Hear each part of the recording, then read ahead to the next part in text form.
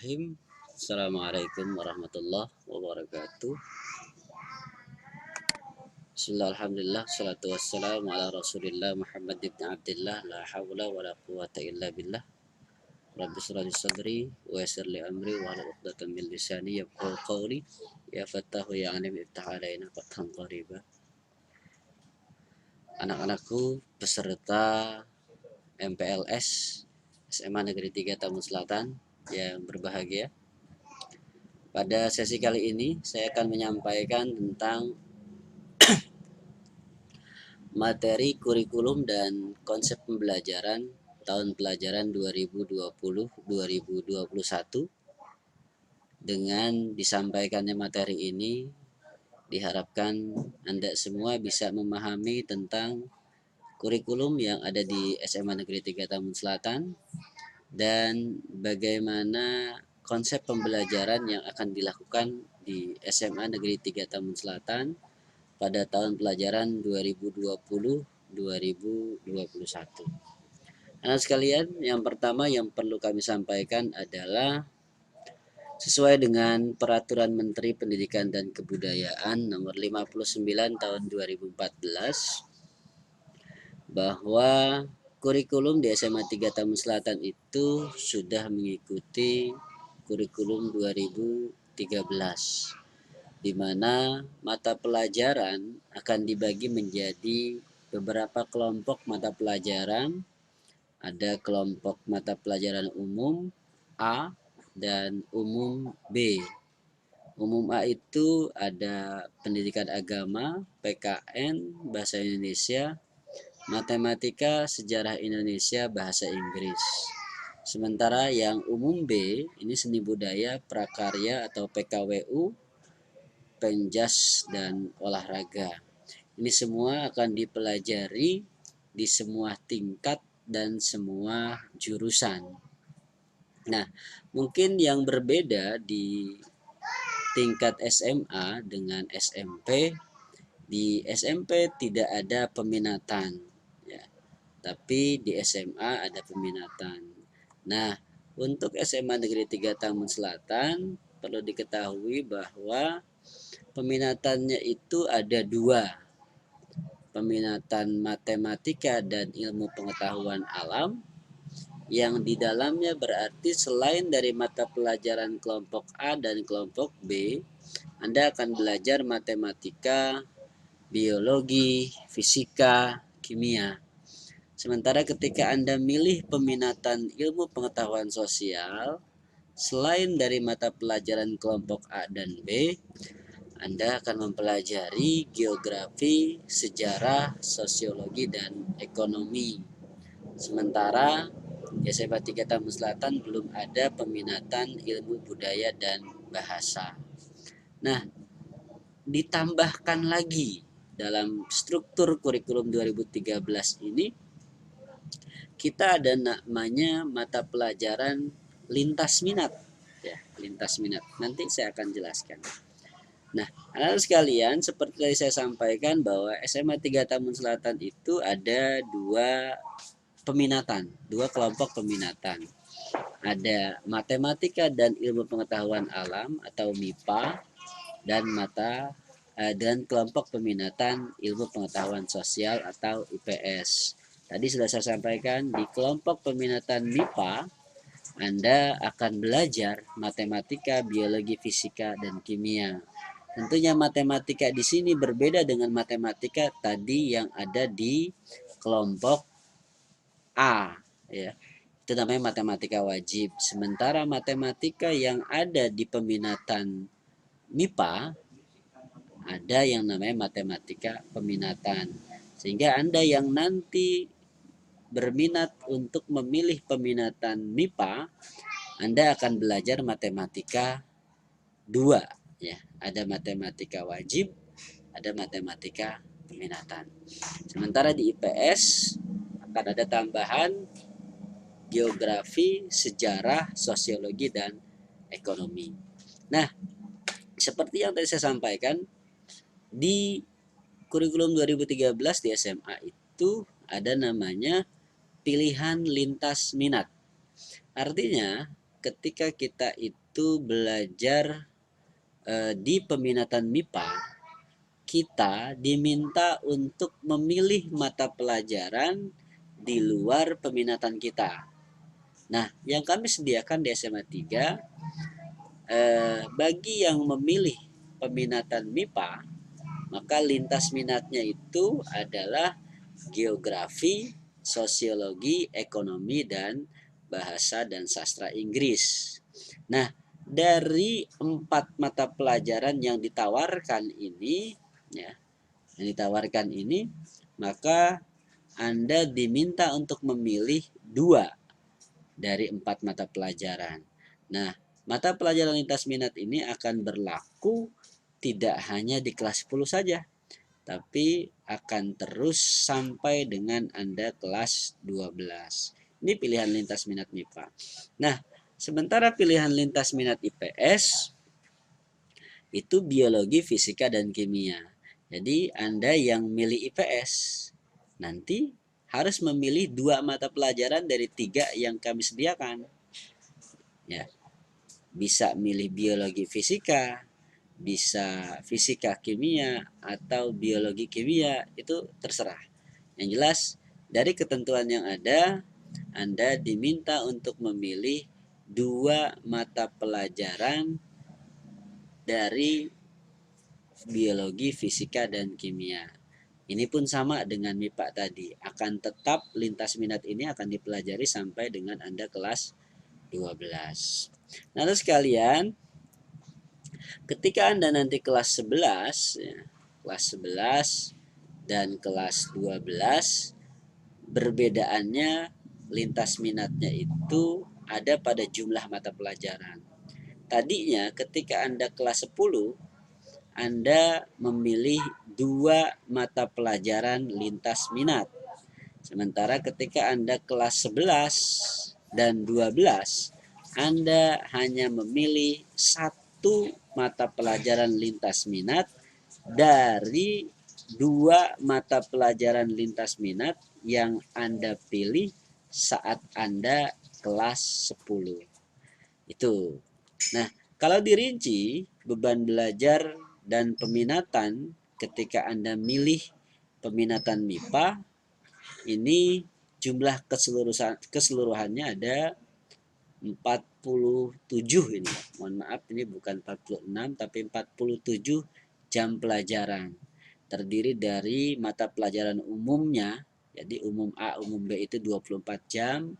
Kelompok peminatan yang tadi kalau MIPA matematika, fisika, kimia, biologi itu, kemudian mata pelajaran lintas minat dari peminatan yang lain kayak MIPA itu dari ekonomi, sosiologi, geografi, dan bahasa Inggris. Kemudian di SMA 3 ada pelajaran tambahan yang masuk ke dalam muatan lokal, bahasa Jepang dan bahasa Sunda. Ya. Kemudian BK 1 BK dan kegiatan Jumat hitungannya 2 jam, upacara bendera 1 jam. Nah, 1 jam pelajarannya itu sama dengan 45 menit. Begitupun dengan IPS. Ya. IPS juga 47 jam. Ya. Mohon maaf tadi ini jumlah keseluruhannya bukan 46 tapi 47. Nah, IPS juga 47 jam. Yang berbeda hanya kelompok peminatan dan pilihan lintas minat. Ketika nanti Anda naik ke kelas 11 dan kelas 12, yang berbeda adalah jumlah jamnya. Di kelompok peminatan, kalau di kelas 10, 1 mata pelajaran itu 3 jam. Sementara ketika Anda kelas 11 atau kelas 12, mata pelajaran di kelompok peminatan jumlah jamnya itu masing-masing 4 jam. Nah, begitupun dengan lintas minat. Yang tadinya Anda memilih 2 mata pelajaran masing-masing itu 3 jam. Sementara ketika Anda kelas 11 dan 12, mata pelajaran lintas minatnya hanya 1, yaitu 4 jam. Ya. Nama BK-nya 2 jam dan kegiatan Jumat, upacara 1 jam, dan jumlah keseluruhannya 47 jam. Nah, anak-anak sekalian, upacara bendera merupakan satu hal yang wajib dilaksanakan agar apa? Agar Anda itu terdidik untuk disiplin, bisa memanfaatkan waktu sebaik-baiknya. Nah, jadi di sini juga diharapkan ketika kita melakukan upacara bendera, Anda dididik untuk menjadi seorang pemimpin yang bertanggung jawab. Ini, mungkin ini sudah biasa Anda lakukan. Nah, bimbingan konseling sekarang. Bimbingan konseling itu mungkin ketika Anda di SMP atau Madrasah Sanawiyah sudah mengenal yang namanya guru BK. Ya, guru BK. Untuk SMA 3, guru BK itu nanti akan masuk ke kelas Anda 1 minggu itu 1 jam pelajaran rutin terjadwal. Ya. Tujuannya apa? Tujuannya agar Anda itu paling tidak bisa memahami kebutuhan Anda terkait dengan pembelajaran. Kemudian apa tujuan Anda selanjutnya setelah Anda selesai dari SMA Negeri 3 Tambun Selatan. Nanti bisa dibicarakan hanya di dalam kelas itu hanya 1 jam pelajaran. Sementara di luar kelas Anda bebas untuk konsultasi ke guru BK. Nah sekalian, kemudian ada kegiatan Jumat. Ini yang berbeda dengan sekolah-sekolah lain mungkin. SMA 3 ada namanya kegiatan Jumat pagi. Ini akan dimotori oleh anak-anak OSIS di bawah kesiswaan. Di dalamnya itu ada kegiatan rutin. Ada kerohanian, ada kebersihan atau Jumat bersih. Ada juga olahraga bersama. Ini selalu dilaksanakan rutin setiap hari Jumat di jam pertama. Ya, di jam pertama. Akan bergantian. Ketika olahraga bersama akan gantian nantinya. Karena lapangan kita cukup minimalis, jadi tidak bisa menampung seluruhnya. Nanti kita akan buat jadwal. Selanjutnya, ini adalah waktu pembelajaran di SMA 3 Tambun Selatan saat tidak pandemi. Nanti kalau pandemi saya akan sampaikan. Jadi ketika Anda belajar masuk dari Senin sampai Kamis, Anda masuk jam 7.00 ya, itu atau jam 7.00 sampai jam 7.45 kalau hari Senin itu upacara. Tapi kalau hari lain tidak ada upacara, langsung masuk kelas gitu kan untuk melakukan pembelajaran. Istirahat pertama nanti jam 10, istirahat kedua jam 11.45 sampai 12.30. Anda baru pulang nanti jam 15.30 atau jam setengah 4. Itu Senin sampai Kamis. Sementara hari Jumat diawali dengan kegiatan Jumat jam 7.00 sampai jam 7.45. Istirahat pertama nanti jam 10.00 sampai jam 10.15. Istirahat kedua jam 11.30 sampai dengan jam 1. Pulangnya jam 3:04. Nah ini. Nah, bagaimana dengan kegiatan pembelajaran di masa pandemi? Ini tentunya berbeda. Nah, kan berbeda dengan pembelajaran seperti yang tadi saya sampaikan. Kalau jam-jam tadi itu jam pelajaran yang memang dalam kondisi tidak pandemi, ya. Jadi pembelajaran di masa pandemi ini adalah pembelajaran dengan menggunakan luring atau luar jaringan, kemudian daring atau dalam jaringan dan kombinasi. Nah, bagi pembelajaran daring nanti akan menggunakan aplikasi Google Classroom. Sementara penugasan akan menggunakan aplikasi Google Classroom juga. Dalamnya nanti sudah ada. Nanti teknis pembelajaran dengan Google Classroom akan saya sampaikan. Nah, ketika kita belajar dengan tatap muka virtual, maka pembelajaran tatap muka virtual ini dengan menggunakan Zoom, Google Meet, Cisco Webex, ataupun yang lainnya lah. Maka ketika pembelajaran tatap muka biasanya untuk mata pelajaran eksak ya, seperti matematika, fisika, kimia gitu kan. yang memang membutuhkan penjelasan dari guru yang tidak cukup, mungkin ketika ada hal yang perlu dipertanyakan bisa lebih jelas. Makanya komunikasinya bisa menggunakan handphone. Nah, untuk sekalian, pembelajaran ya, dengan menggunakan Google Classroom ini akan dilakukan di rumah Anda masing-masing. Walaupun mungkin pembelajarannya jarak jauh, mohon seragam sekolah tetap digunakan. Nah, kemudian bagaimana teknis persiapan pembelajaran dengan daring ini? Pertama, setiap guru akan membuat grup WA. Grup WA-nya itu grup WA mata pelajaran sesuai dengan tugas mengajarnya. Berarti nanti Anda akan memiliki paling tidak 17 grup mata pelajaran. Karena pelajaran Anda itu ada 17 mata pelajaran. Ya, matematik tersendiri, kimia sendiri, fisika sendiri, semuanya ada 17 grup mata pelajaran. Nah, nanti bagaimana cara Anda masuk ke grupnya? Nanti Bapak Ibu guru akan membuat grup WA itu dan mengirimkan link atau tautan. Kemudian di-share oleh guru mata pelajaran. Nanti tinggal Anda itu mengikuti tautan yang di-share oleh guru saja. Diklik tautannya, nanti Anda secara otomatis akan masuk ke grup WA mata pelajaran. Tolong jangan sampai salah.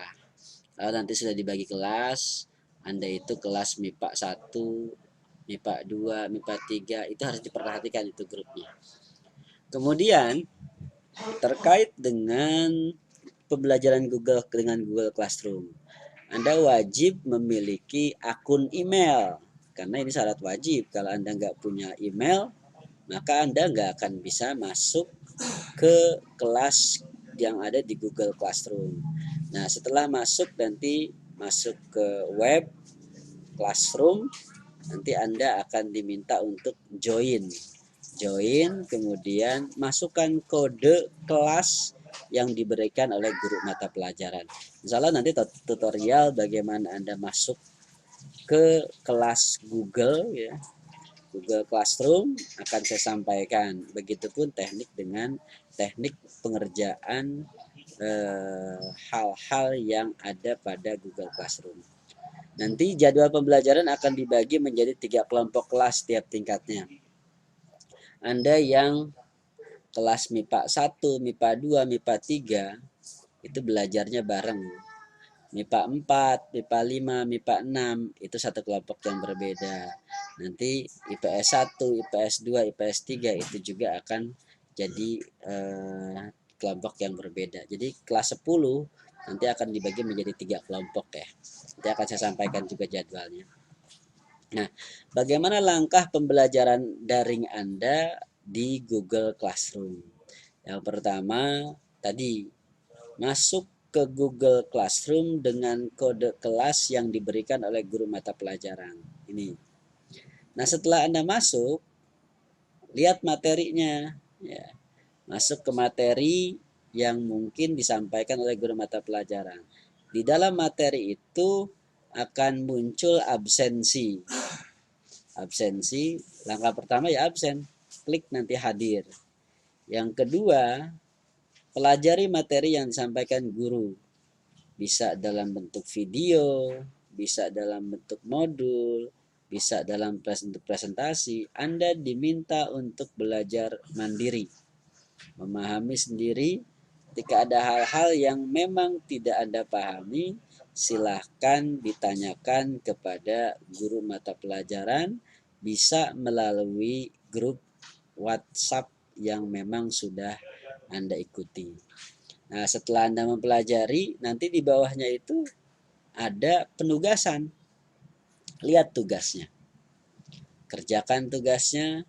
Bisa ada kalanya tugas itu langsung Anda selesaikan di Google Classroom dengan cara Anda mengetik sendiri jawabannya.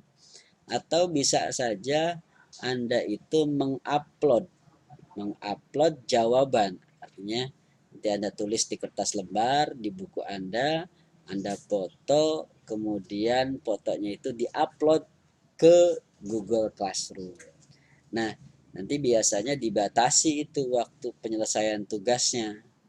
Ya, saya dibatasi. Misalkan Anda masuk hari Senin, bisa saja itu batas pengerjaan tugasnya sampai hari Rabu atau hari Kamis. Itu nanti dilihat saja. Ada namanya nanti batas waktu penyelesaian tugas. Nah, selesai Anda menyerahkan tugas, nanti Anda bisa cek hasilnya sudah dikoreksi atau belum oleh guru. Kalau sudah dikoreksi berarti Anda nilainya sudah akan kembali, akan muncul ke Anda. Jadi misalkan Anda sudah ngerjain soal, ngerjain tugas, Anda kirim tugas itu dikoreksi oleh guru, nanti nilai Anda akan muncul. Nah sekalian, karena kita belajar di masa pandemi ini secara daring, maka tentunya waktunya juga berbeda.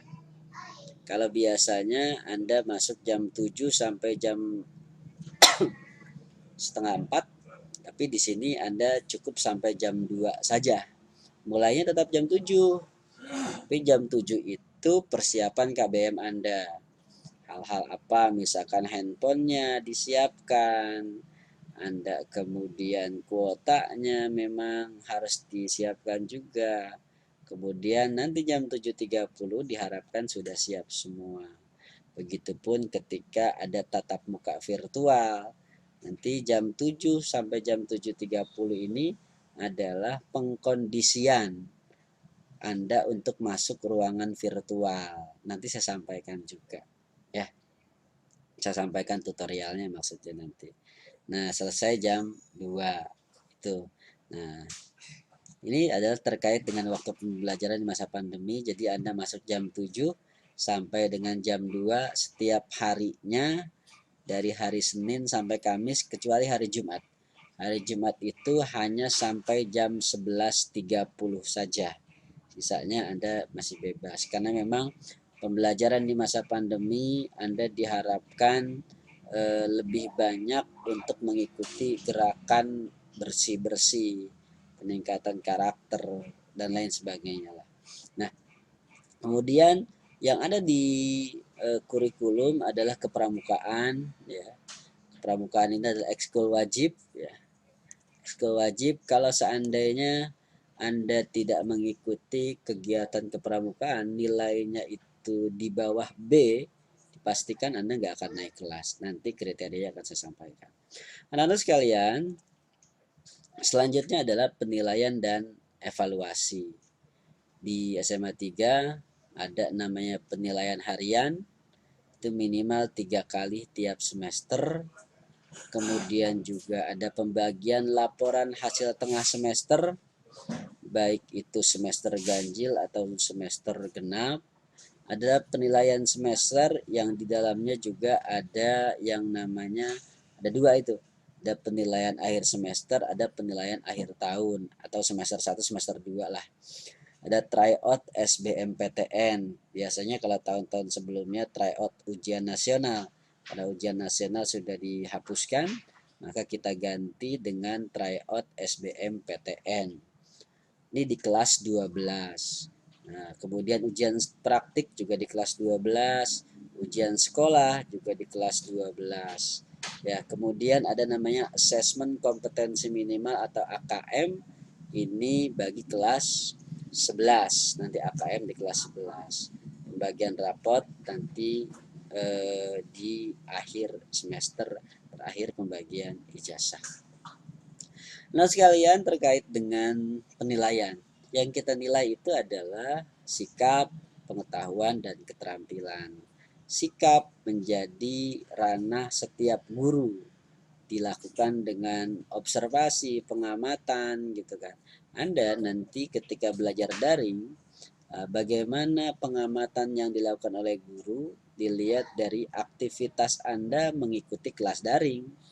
Ya, semakin Anda aktif maka nilainya akan semakin bagus gitu. Sementara pengetahuan lebih kepada tes tertulis, lisan atau penugasan lainnya lah. Tuh. Keterampilan nanti bisa dari praktek, membuat produk yang nanti bisa Anda videokan gitu kan. proyek, portofolio, atau teknik lain lah. Ini mekanisme penilaian.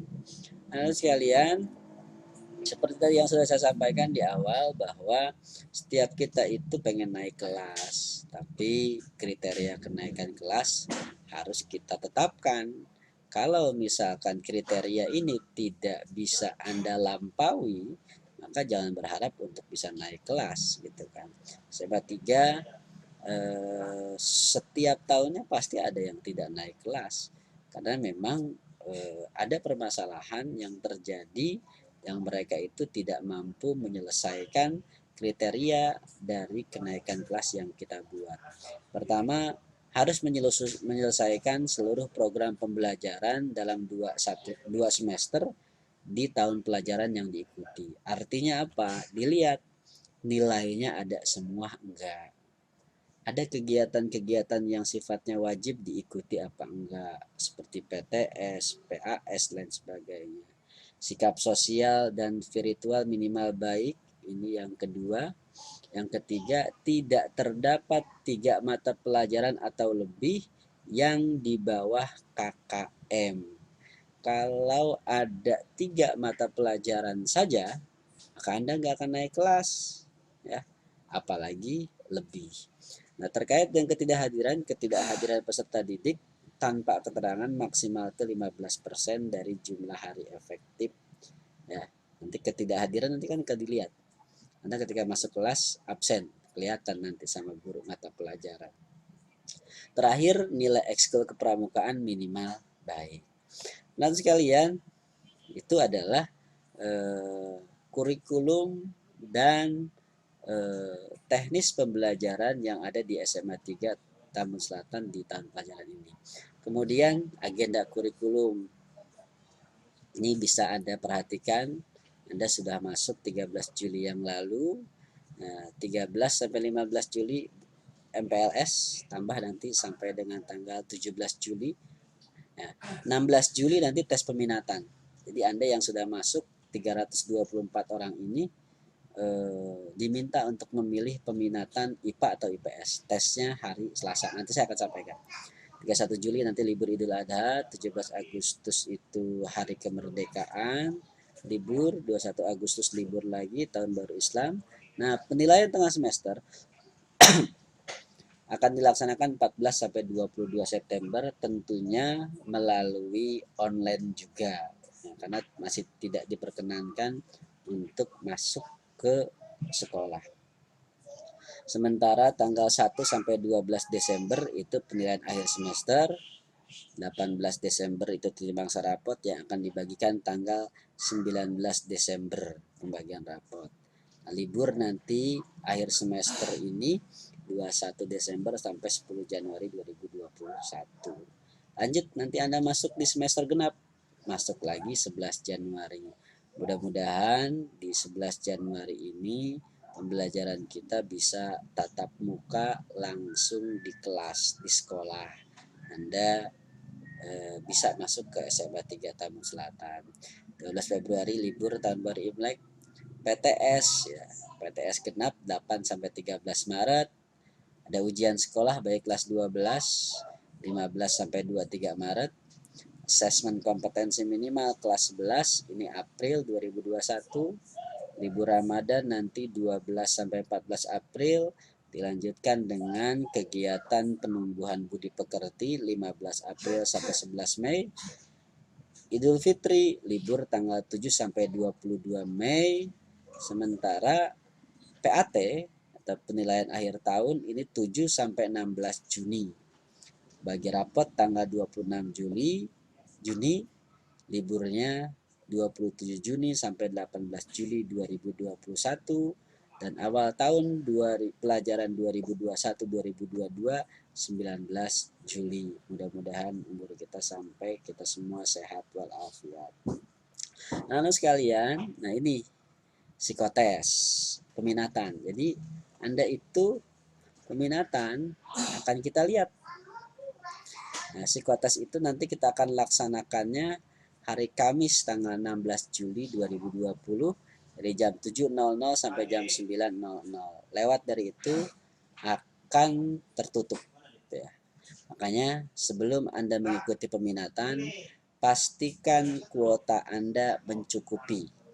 Bisa menggunakan handphone atau menggunakan laptop atau menggunakan PC, tapi yang jelas itu semua harus ada fasilitas internetnya.